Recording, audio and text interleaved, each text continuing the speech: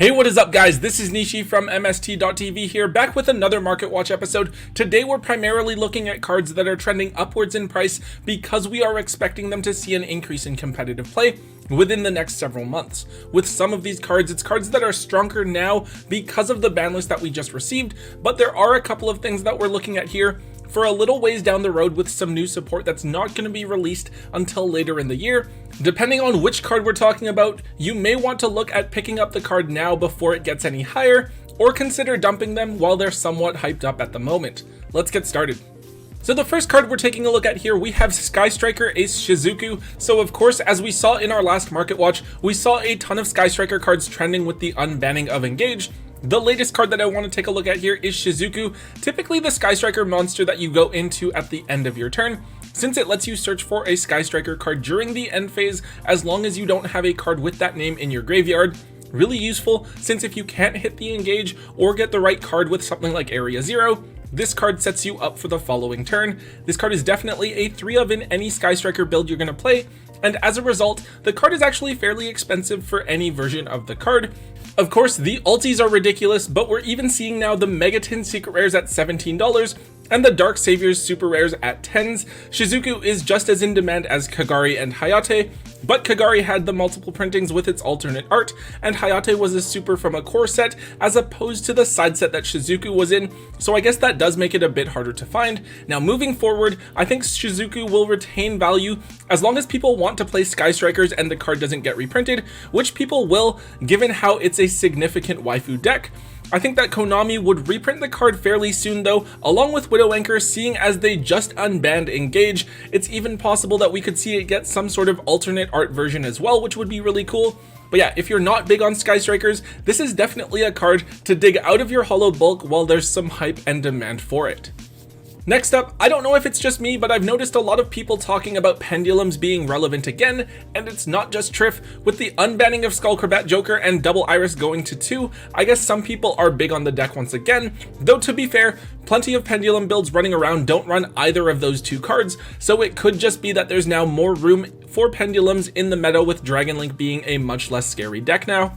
Anyways, a key card for the Pendulum deck is definitely Mythical Beast Master Cerberus. This is a card that allows you to search for Jackal King, then use Jackal King to summon this card out of your extra deck for free, and you really do want the access to Jackal King, since that's one of the key ways that the deck enables Pendulums to play around Nibiru, which is obviously a big part of why the deck has struggled so much to perform over the last couple of years. Now we do have several printings of Master Cerberus available. It has the original secret rare and then Megaton secret rare printings, each of which is about $5 to $6 right now, and then the super rare reprint from Fist of the Gadgets, which is also up at around $4 to $5. This is a definite 3 of if you want to play Pendulums. I think that given how useful the card is and how close the prices of the secrets and the supers are, if you want to play the deck, I would actually consider grabbing the secret rares while they are still relatively affordable. If the deck does get some sort of new support or performs well at an upcoming event, the secrets will likely be the first to be targeted for a buyout and jump even higher in price. The next card we're looking at here is Selena, Queen of the Master Magicians, and this is a card that's actually relevant for both Pendulums and Strikers. Selena is a pretty useful card, gaining spell counters based on the number of spells in both players' graveyards and allowing you to remove 3 spell counters from your field to summon a spellcaster monster from your hand or graveyard. Now in Pendulums, they want to try to make this card fairly early on, because it gives you excellent Pendulum summoning arrows for a Link 3 monster, allowing you to of course summon 3 monsters directly out of your extra deck. Of course, with a lot of Pendulums being spellcasters as well, summoning this card can be fairly easy. Alternatively, in Strikers, you can make this card by summoning out an effect Veiler with Halki Fibrax, and then summoning back Veiler and going into access code to try and push for game against your opponent. So yeah, definitely a really useful card. I believe this card was down at $8 to $10 for quite a while, so it's nice to see the card getting some love. This card also just has 1 printing only, which is a big part of why it's so expensive, though it did come out only about a year and a couple of months ago. We should probably expect a reprint sometime soon, especially with all of the reprint sets that we have coming up this year, though it also wouldn't surprise me if Konami waited to give us a reprint of this card until 2022. Definitely keep an eye on this card over the next couple of weeks. If Strikers and Pendulums do well at events and they're running this card, I could definitely see this thing hitting between $20 to $25. If not, expect it to stay in that $12 to $15 range right up until the card gets its reprint. So this is a kind of odd one that caught my attention. We have Salamandra Rage. This is one of the 2 trap cards played in the Salamandra deck, Rage being the one that lets you pop cards if you have a Salamandra monster that was special summoned by using its own name as a material, which if you're playing Salamandra properly you should be doing. Obviously, with Mirage Stallion now unbanned, people are looking at picking the deck up once again, and there are several cheap Salamandra cards that are jumping up here and there, like Roar and Super Rare Jack Jaguar. I think that a lot of people are actually playing Rage at 2 copies alongside 2 copies of Roar, so people are actually wanting to grab sets maybe.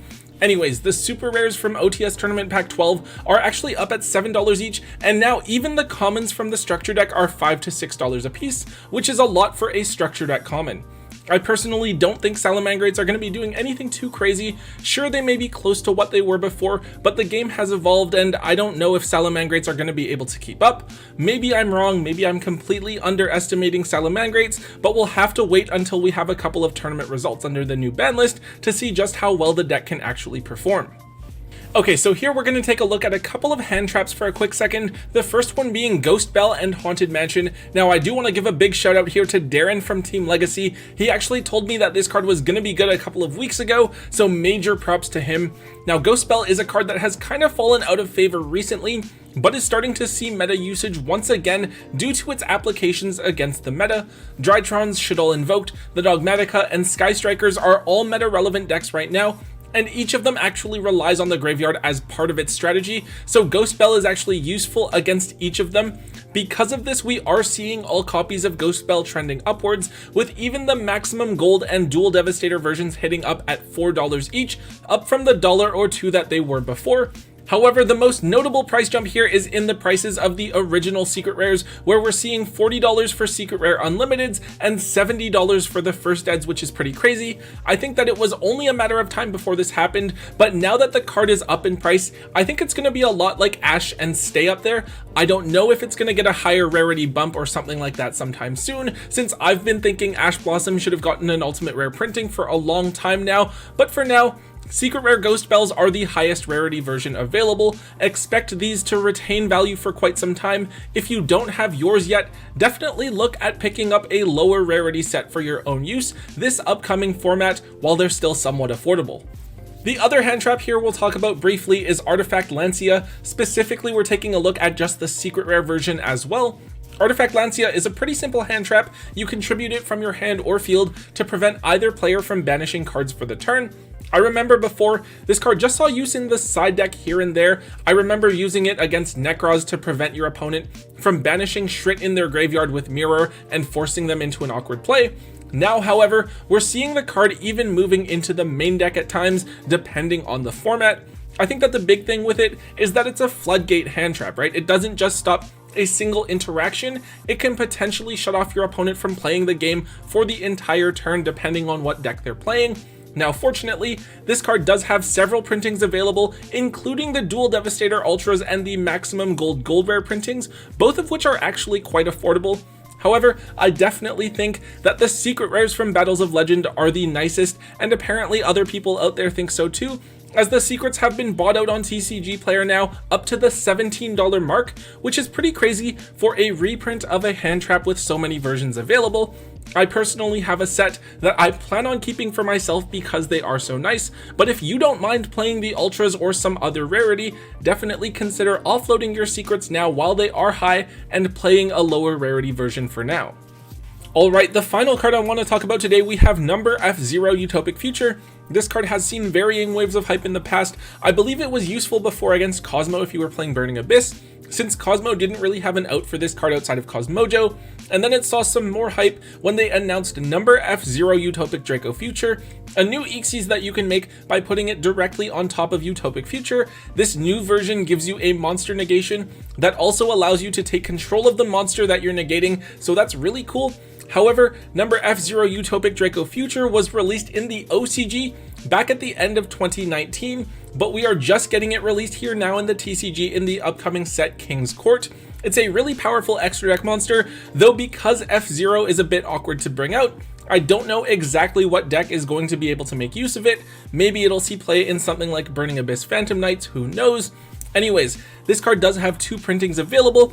Fortunately, it was printed in Legendary Duelist Magical Hero as a common, so you should still be able to pick up a copy of this card for a quarter or something like that if you just need a copy of the card to play with. However, the original secret rares from back in World Superstars did see yet another wave of buyouts. I think that when King's Court was first spoiled, it jumped up to $20 to $25. Since then, we've seen it settle back down to now being only $14 to $15 each, which isn't too bad at all for a card that has trended down at the $6 mark for the past year or so. I think that if you want to bling your deck out, the World Superstars Secret Rare did have that really nice prismatic Secret Rare foiling, which is kind of cool. However, I think its price is definitely going to depend on whether or not any meta decks are actually going to be going into this card. Okay guys, that is it for today's episode. Obviously, it's still really early into the new format. I think technically we wouldn't have had any events under the new list quite yet, but people will still play and test and try to figure things out as best as they can. With so many new sets scheduled to be coming out in the second half of 2021, I know I personally am really excited to see how the meta grows and adapts and how these changes will have effects on the market alongside all of the various reprints that we're going to see.